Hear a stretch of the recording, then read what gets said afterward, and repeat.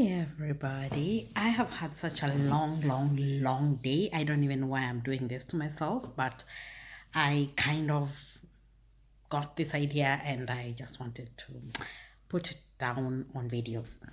So, I New Year's resolutions. So many people make the New Year's resolution of changing their, I don't know, financial status.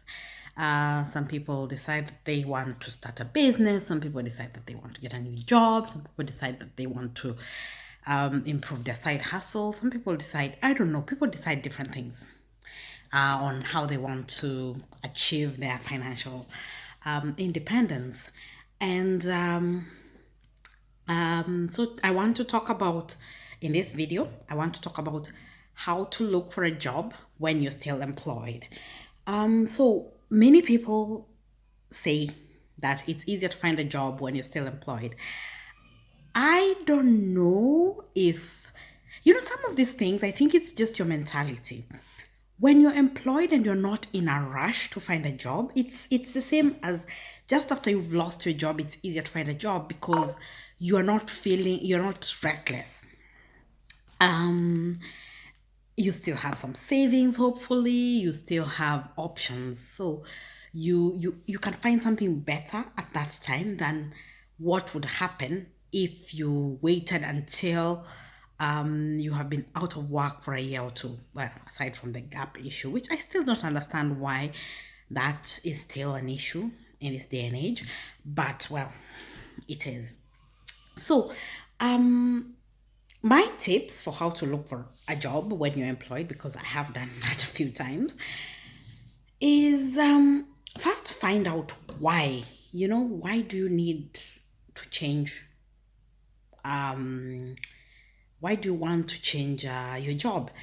I would say if you want to change your job because either you're tired of where you are, you feel like there's no more growth, or you feel like I don't know, sometimes you just get a 3-year itch or 4-year itch and you just want to see what else is out there. Then you are not in such a bad situation. But when it is a case of at your workplace, maybe you're being bullied, or your contract is coming to an end, or I don't know, there are real reasons which are pressing, then it becomes a bit more tough to look for a job. I would say the best thing would be to really use LinkedIn. And I told somebody that, and then the next day I go on LinkedIn and I see that she has put, the way on LinkedIn you can put on your profile that looking for work. I was like, you are connected to your boss. I found it so weird. I think many people don't know that you can actually put looking for work, but it's only visible to the recruiters.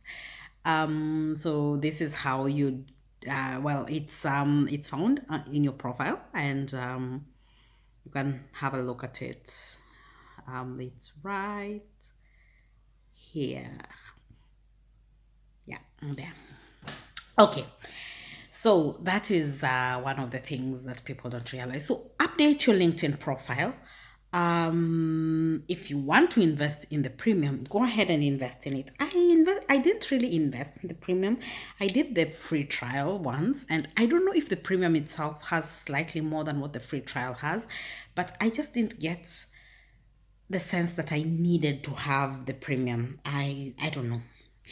Aside from the fact that it allowed me to contact more people, I didn't need to contact many people because for some weird reason, I was being contacted a lot.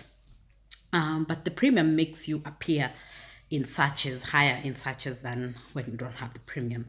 But then that depends on your budget. But if you're in a hurry and it's a time sensitive thing, like if you're being bullied, or if you feel like you just can't take, if your mental health is, you're heading towards a burnout. Well, when you're heading towards a burnout, you should not be looking for another job. You should be finding a solution and then look for another job. But if your situation is dire, then there's one way of handling it. Now, the second step, after you've updated your LinkedIn profile, and when you update your LinkedIn profile, make sure that you click on the notification so that it notifies your connections that you have updated your profile. Part of the reason for this is because I don't know how many people you have on LinkedIn, but I have a lot. And most of them don't even remember that we're connected on LinkedIn. And it just makes, I think I will do a whole other video about LinkedIn. I think if that would be better, I will do a whole other video on LinkedIn and hopefully get a professional to talk us through it. Second thing to do is update your CV, right? Update your CV and tell everybody around you that you're looking for a job. So well, not everybody, I mean, everybody around you who might be in a position to know somebody who knows somebody who knows somebody who can help you. Now, updating your CV. I think everybody does that, but what you need to do is you update your CV, send it to one person, send it to somebody else. In my case, I actually did send to somebody who works in HR. For the simple reason that I wanted to see what it looks like to somebody who works in HR. This is somebody who kind of knows me on a personal level, not very well, but she knows me on a personal level, but she doesn't know me professionally. And that kind of helped so that she is not reading in between lines. So she doesn't really know what I do. So she's not reading in between lines. That helped. So she was able to see. And it's very easy for you to, and do not send it to somebody in the organization or in the company that you work with. Reason. When you write your CV, most of the time, especially when you have been working at the same job for, I don't know, 5-6 years, things that you take for granted, things that you think are normal, things that are normal in your company might actually be extraordinary somewhere else. And you might just write them as, oh, by the way, I do this. Whereas somewhere else, that is such a big deal that you are actually doing this, So just send it to somebody else, because that somebody else who is in a different company might be able to say. And that is where I say that sometimes you have to invest. If you can even get somebody who is paid to read your CV,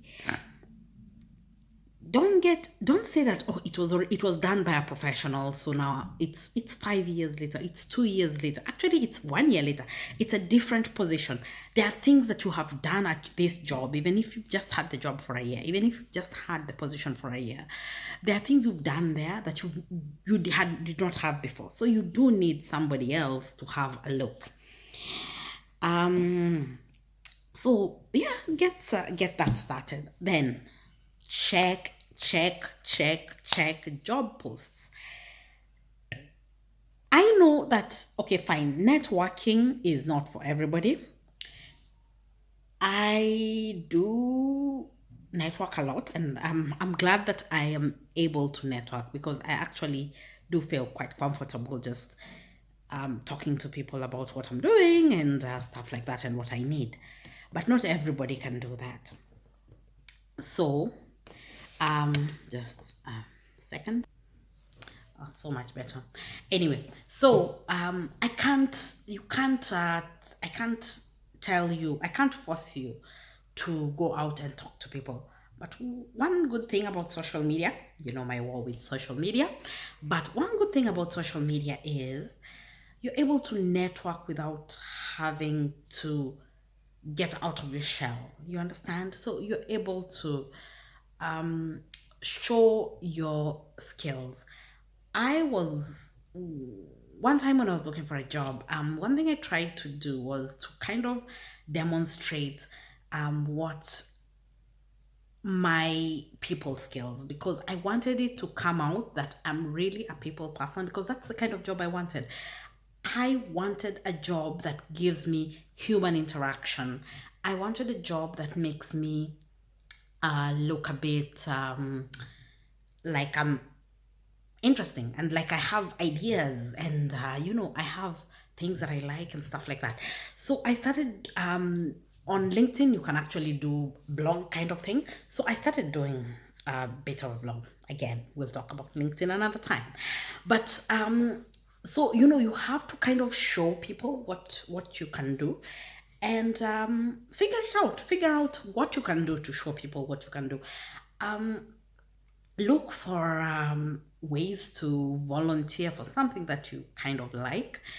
I know you have a full-time job, probably have a family, probably have very little personal time, but think about it like this. It's a short-term thing that will lead to a hopefully full-time job. So you are making this investment for a short time, and then we'll be fine, right?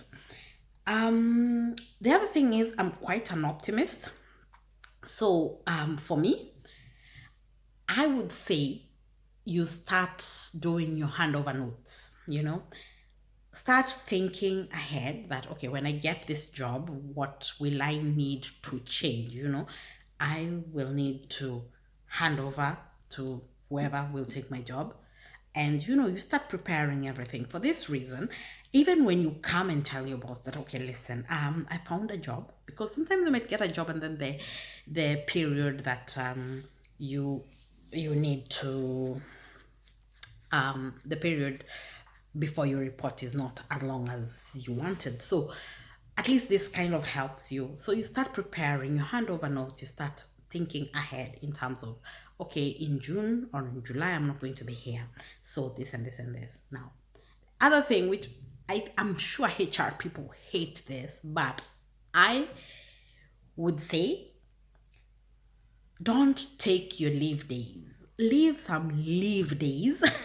Sounds weird. Leave some leave days. Anyway, leave some leave days for you.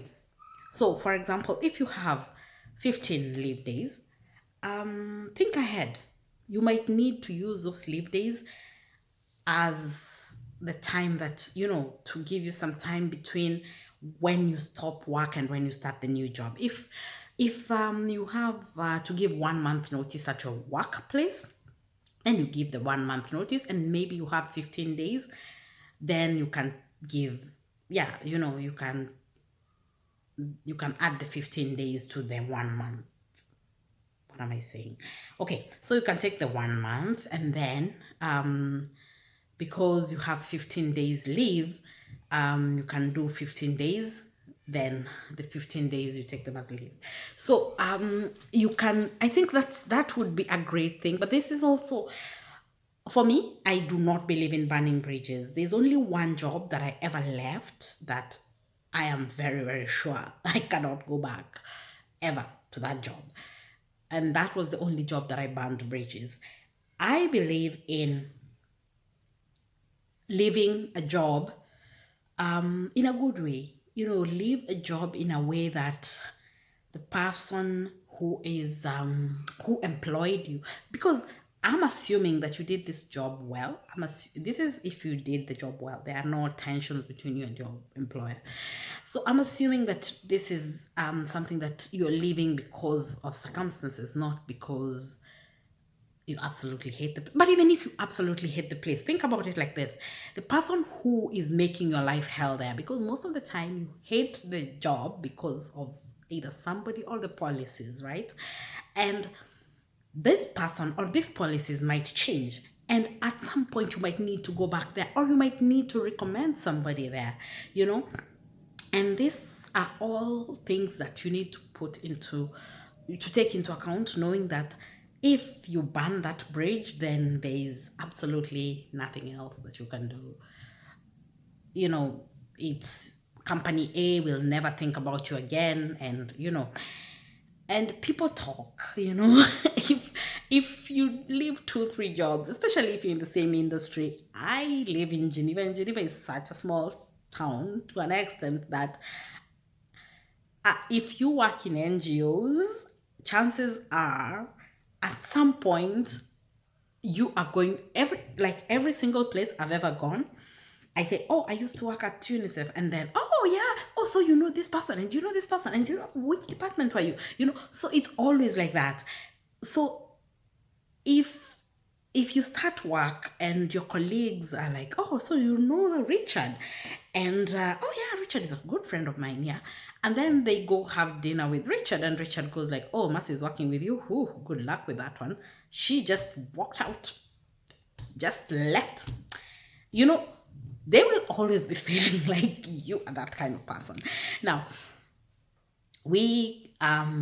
this video has gotten a bit longer than I expected. Oh, sometimes I get so passionate about things. Anyway, I will record another one to talk about interviews. When you're going for an interview, when you have a job and are looking for another job, what do you say in these interviews so that you don't sound like a traitor, so that you don't sound like somebody who's just being awful? Now, to recap, update your LinkedIn profile, get your CV looked at by somebody, register for start looking, start looking and networking, find a way to show people your skills, and make sure that you start preparing yourself psychologically, physically, preparing your handover notes, preparing yourself for the new job, because you need to have that positivity in your head that this is gonna work. So this is the year that we're getting things done. So let's get things done.